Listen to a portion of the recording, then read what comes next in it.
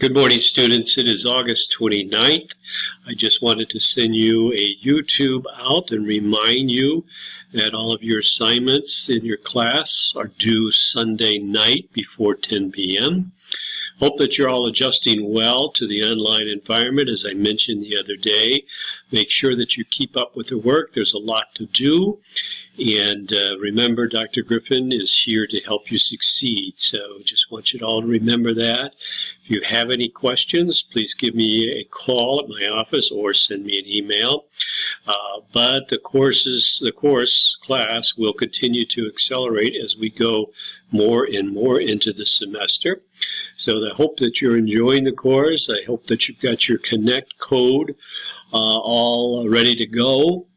Those of you that are just logging into the Connect code, the first thing you should do is just go to one of the Learn Smarts and click there, and then it will prompt you on how to enter your Connect code. Once you've entered one Connect code, you do not have to do it again, and that'll be good for any assignments that require your Connect code. For your assignments that require you to write in APA, remember I've given you some sample papers from previous students on writing in APA. Also in the left-hand column of Blackboard are the American Psychological Association,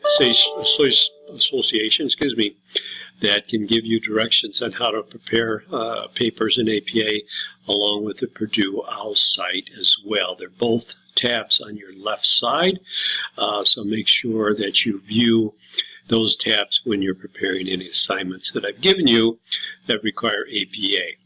I think you all know, but your assignments come out on Monday mornings, and again, all the assignments are due before 10 o'clock on Sunday nights.